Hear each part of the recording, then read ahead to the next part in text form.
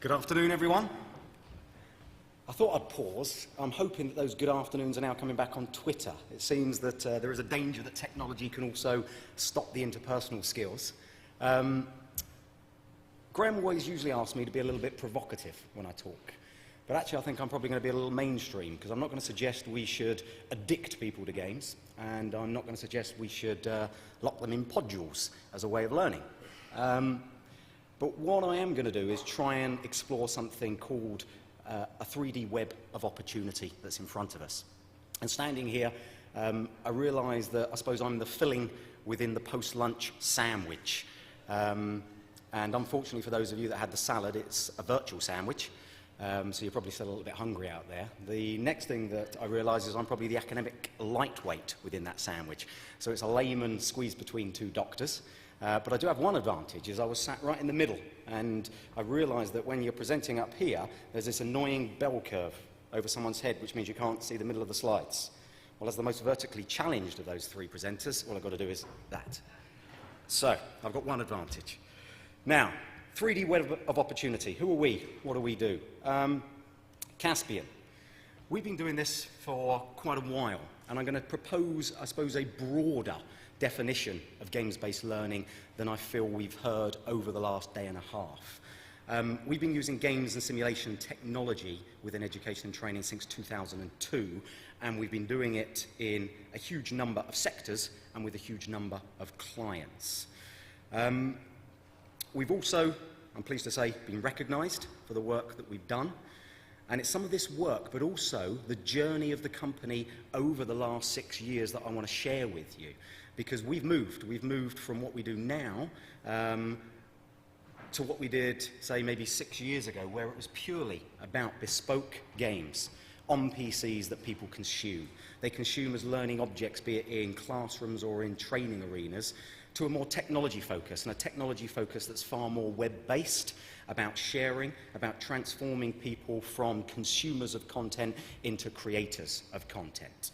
So what I'd like to do now is take a quick pause and show you some of the stuff we've been doing over the last few years, and then take you on that journey and propose an answer to a question I heard earlier, which is, what is the next platform going to be? People have talked about DSs, PSPs, PS3s, Xbox Lives, a whole variety of different handheld devices, and I'm going to put forward what I think the likely platform is going to be. Before we do that, let's have a look at a couple of applications. And the first one I want to play you is an application which was built with learning in mind. Learning was the start point of this game, and it's to teach people Roman history. And I want to share this because I heard yesterday a presenter get up who had launched a consumer product focused on Roman history. An excellent product that's selling on the shelves, and that was designed with entertainment in mind as its primary outcome. And it's now being used for educational purposes. This is dealing with exactly the same subject matter, but starting with learning in mind. And we've created 15 hours worth of immersive gameplay to teach Roman history, and I think what this shows is there is no one answer. That there are a variety of different technologies at play, there are a variety of different platforms at play, and all of them have a place. But what you should focus on is the learner and the learning and the point of where that learning is going to occur, and pick the appropriate technologies to use.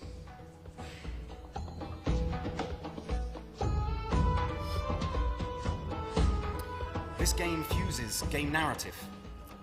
Game narrative here is more akin to things like Doctor Who. So you're a time traveller 200 years in the future in Gilliam Castle, where you have to prove your worth to go back through time to stop Agent X destroying the past. And only when you've proved your worth are you allowed and thrown back through time to immerse yourselves within a variety of different contextual 3D worlds and environments. I think in total there's probably about 17, 18 different 3D environments and worlds, and over 400 different 3D avatars and characters and objects to interact with. There's a reward base in the game, and that reward base enables you to earn special abilities and skills that I'll show you in a second. And there's different game challenges, and those game challenges are linked to tight curriculum objectives. Unfortunately for us as a UK company, this game was commissioned by a German publisher, mapped to the German curriculum and endorsed by the German ministry. And it won the UK's leading e-learning, games-based application. But the learners can immerse themselves in 3D applications, collect 3D objects, and progress through to different levels.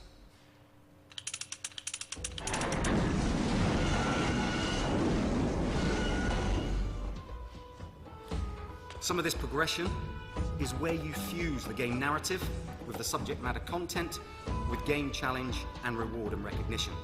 And only to get through to some of those levels can I accurately, or I have to accurately, represent not only have I explored the environments, have I understood the information that's available to me, and then can I solve problems using that content.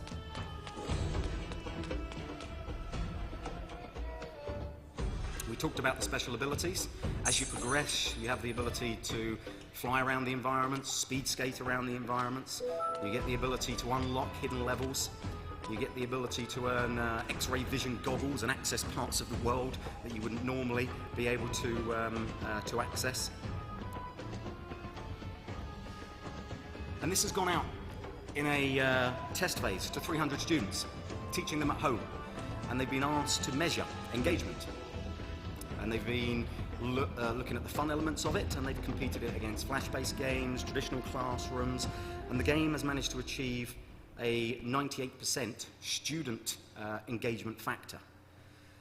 Now, whilst I'm not saying that engagement levels of this will compete with some of the stuff we've seen this morning on Grand Theft Auto, what I would like to propose is a different pedagogy to what I heard yesterday, is that entertainment is a necessary and sufficient pedagogical measure for effective learning.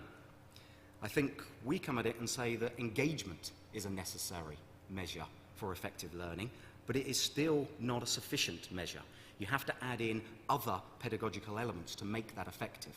And the next movie that I'm going to show you shows how we remove some of the game element of the game, and we create using an engine, an example about military soldiers setting up a vehicle checkpoint.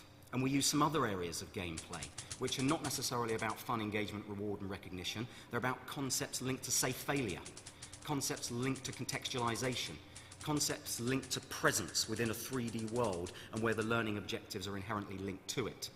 So captains are charged with setting up a vehicle checkpoint. And in doing that, they have to demonstrate effective knowledge. So there is some assumed prior knowledge. And they get sent set applications and problem-solving skills. So here, I'm informed that the VCP is a 50-meter VCP, and I've got to demonstrate straight away that I understand how many concrete barriers I would need to make sure that the through flow of traffic through this VCP is effective. The compass then starts, the pedometer then starts, and I've got to effectively position these blocks to make sure that people can transition through from one point to another. I've then got to effectively position my troops around this VCP to make sure it's safe and secure. And if I get it wrong, the game design can cause some pretty damned repercussions. So in this scenario, they wanted the soldiers to play out a bit of cultural awareness. And they wanted a vehicle to arrive at this VCP, for the game to show the occupants of the vehicle, and then for the soldier to have to make an informed decision about who he approaches and then what conversation he has. This soldier's just about to make a couple of very stupid errors. Firstly, he's approached the younger Muslim, as we would in the Western world, because he's driving, whereas he should have approached the passenger. And he's going to take a very aggressive stance and reap the repercussions of that action. Safe failure. Enabling people to practice in a contextual, realistic environment, see the repercussions of their actions, and then go through a mission rehearsal process again.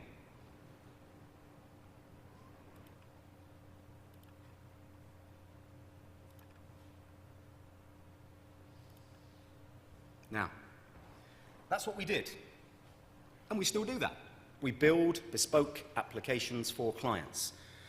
However, I'm going to put something forward as an area of games that I think we've heard very little of so far today. And I'm going to start with a question.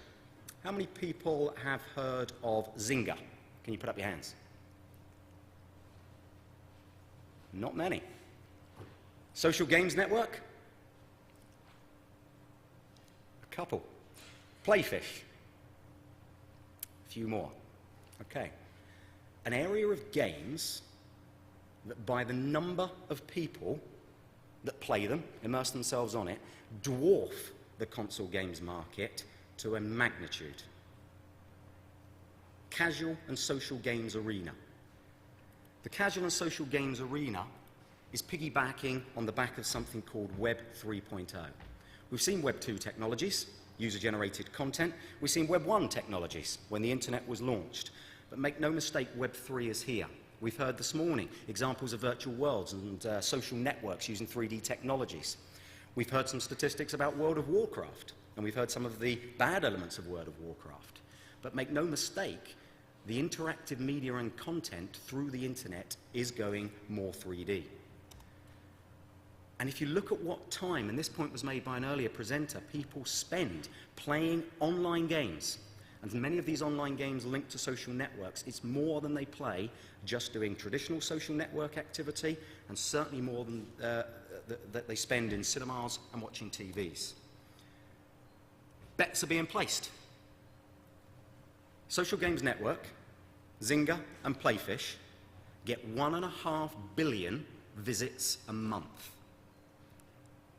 Any single console developer in the world would bite off their right arm to have that amount of traffic going through it. And people are, despite the myths, making money out of it. Here in the UK, organisations like Miniclip, other organisations like Congregate, providing hubs and portals for casual gamers to go and immerse themselves in casual games, for social gamers to immerse themselves in social games, peers to meet, to challenge, and to progress through. And the 3D web of opportunity is creating a social gaming explosion. That's where the eyeballs are. One of Ron Edwards, probably in the audience, one of his favourite phrases, go where the eyeballs are.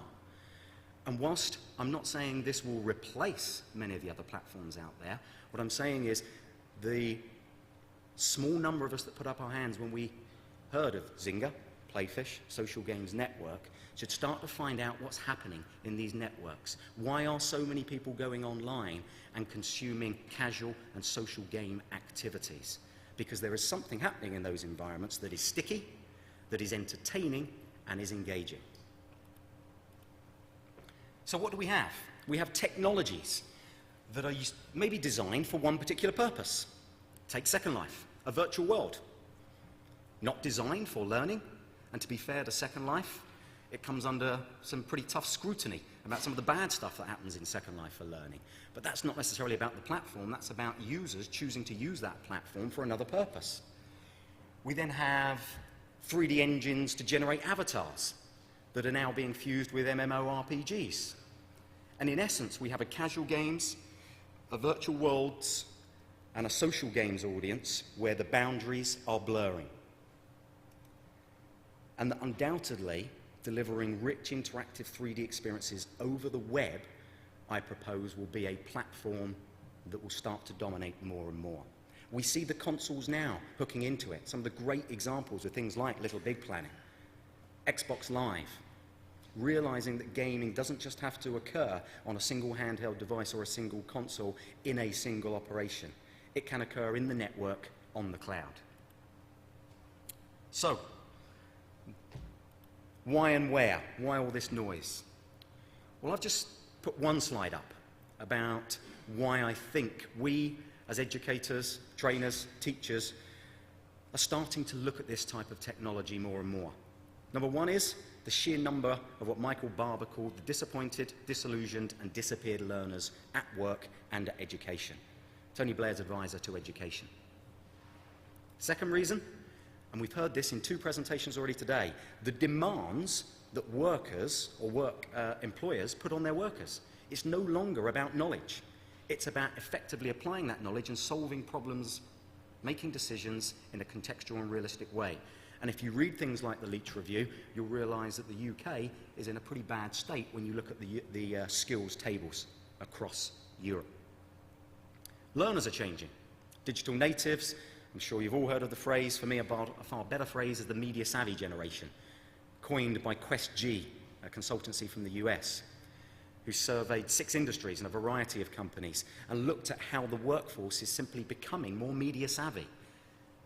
Forget the fact that the youngsters are turning up digitally connected, transcending some of those traditional age boundaries. People of 50, 60, 70 years of age have iTunes accounts, surf the web, are digitally connected, and therefore more digitally demanding of the experiences they have in that work setting. And finally, the motivational, entertainment and engagement power of games themselves. And we've seen a lot about brain training already today. But it's no mistake that brain training, Big Brain Academy are 2 of the top 5 games ever launched on a DS platform. And they're teaching basic literacy and numeracy skills, something which the core education system has struggled in this country to do effectively for quite a while. So that's why the noise. But what do they give us? Well, I think point 1 here was pretty much done to overkill yesterday.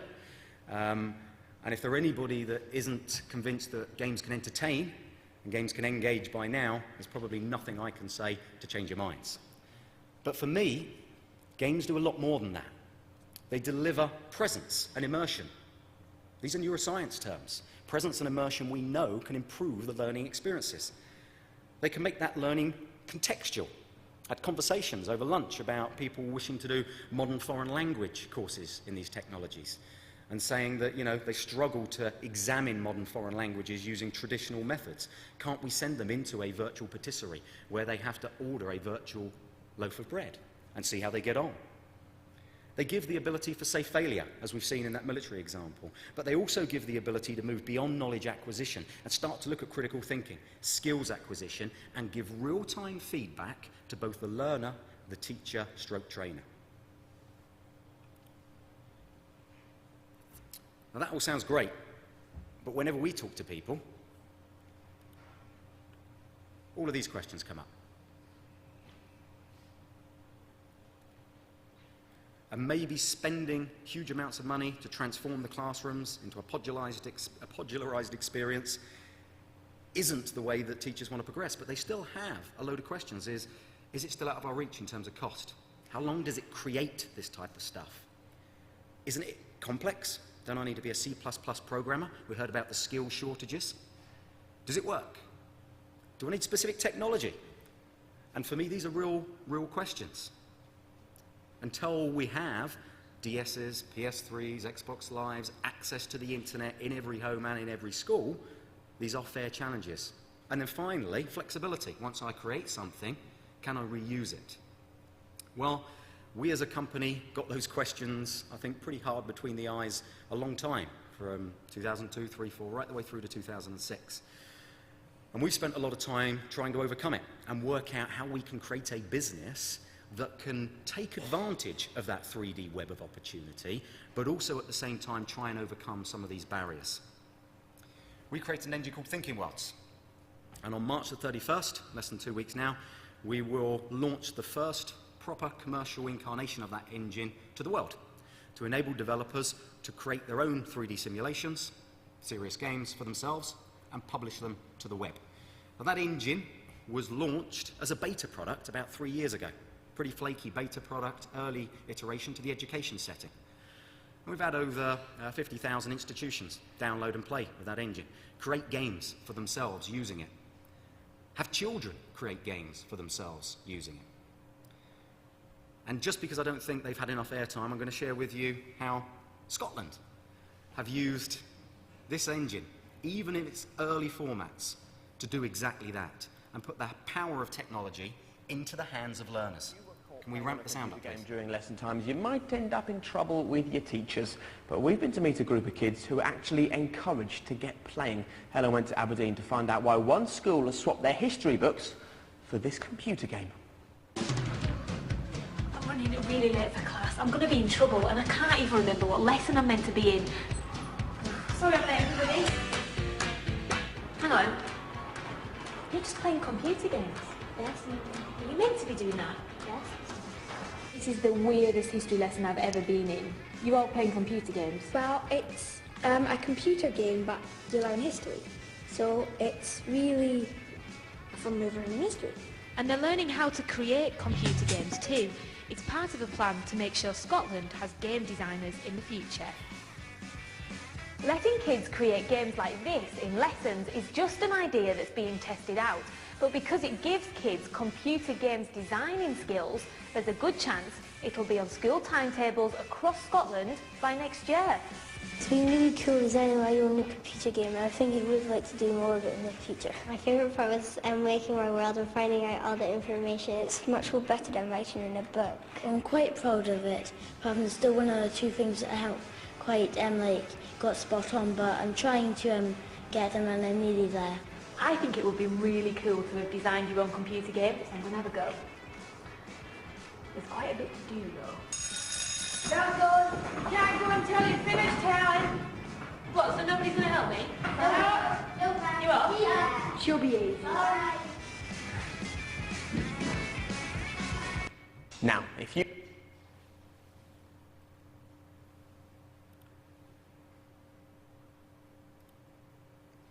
So, for me, there will be the broadest view that we can take of games-based learning, the better. The more we can look at different technologies, different platforms, and start to understand what's happening in the entertainment games market in its broadest sense, the better. SQA in Scotland have taken this beta engine and created games that they're actually now using for assessment purposes. Nothing to do with us. We just provided a beta version of the engine. So I think what we see is a movement again away from being static consumers into creators of games. The learning can occur during that production process as well as that consumption process. But we also see a fusion and a merging of different types of games.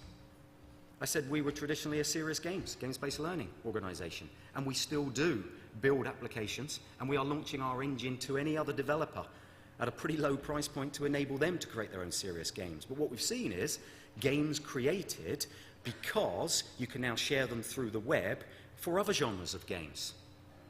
A student in 1 week created the first ever 3D game to be launched on Facebook using our engine.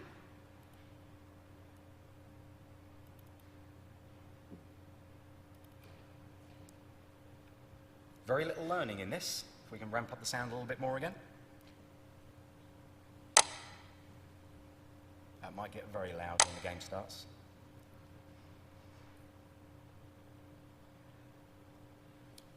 Using the API.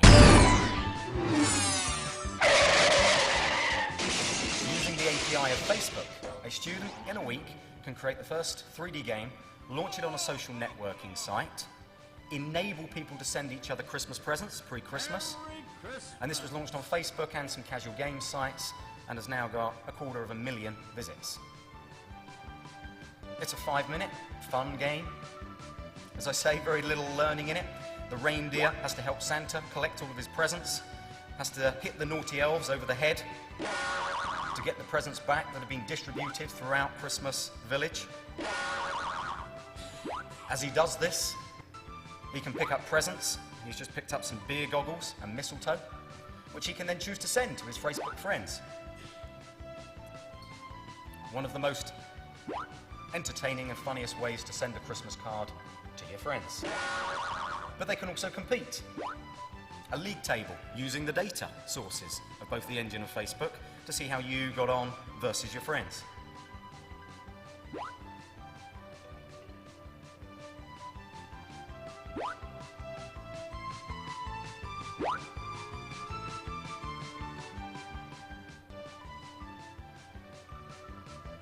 I'll leave this run because you can just see who's in second place on the league table.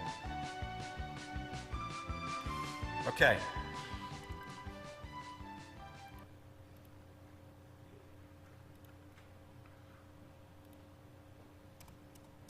So my point here is that I think that there are two opportunities in front of us. Number one is to start to create 3D experiences that can be distributed using the network and cloud that exists through the web without any executable files, in a thin client and in a secure environment.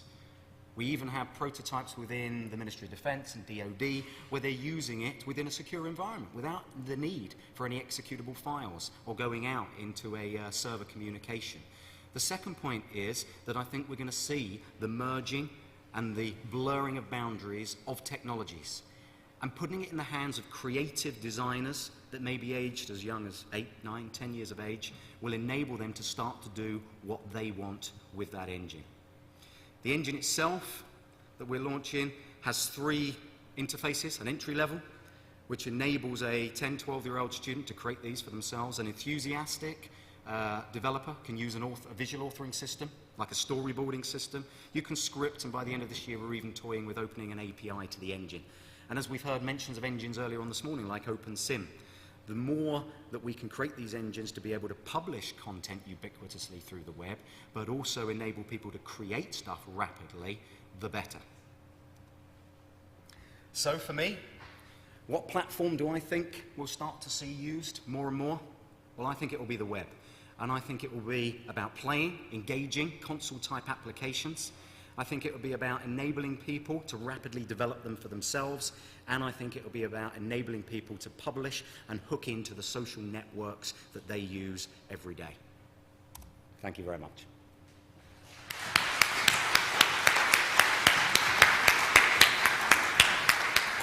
Thanks, Graeme. We'll take a question. We'll take a question, Graeme, if you'd like to come back.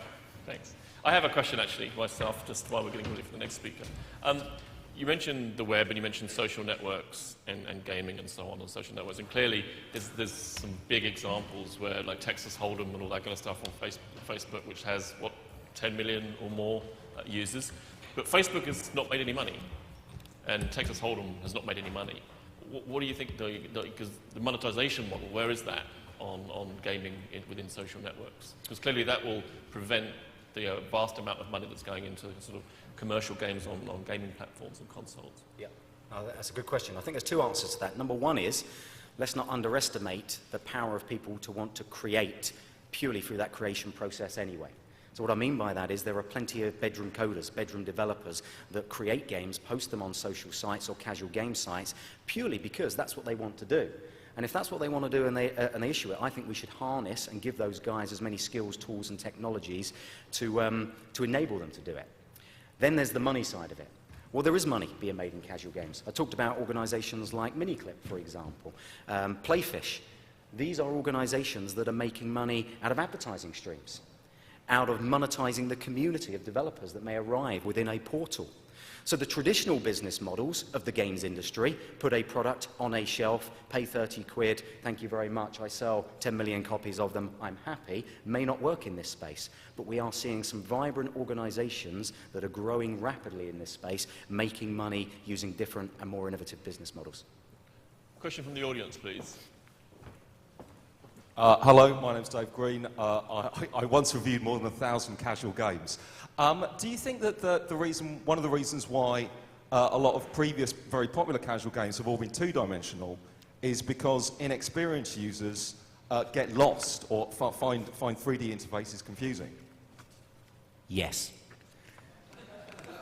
I will elaborate. I think undoubtedly there is a skills gap between the traditional casual games developer who has developed in, for example, Flash, to jump up to a 3D experience. There are very few 3D engines that are web compatible at the moment, but if you look at things, there are engines like Gamebryo, Unity 3D, these types of technologies out there, but they still demand a different level of coding expertise. But you are getting technologies. Part of the reason we're launching this is to try and turn around and say you don't need to be a C++ programmer to create 3D experiences and publish them through the web. Yes, but do you think that users have the experience, that inexperienced users, my parents off the top of my head, are able to navigate through 3D interfaces successfully because they just get stuck in corners? Yeah. Well, I think the answer is it will differ probably between casual and social games at the start. Casual games is itching to get into a 3D space. There's plenty of indie developers that have already seen traction for their products, and all you've got to do is see that some of those major casual games houses are moving to a more immersive 3D experience. Within social games, my prediction is that move will be slower because of the demographic and type of people that operate within it. Having said that, the head of games for Facebook was asked what's going to happen and where the game genre is going to go within Facebook, and his prediction was 3D. So hey, what do I know? We're going to have to leave it there with Graeme. Thank you very much.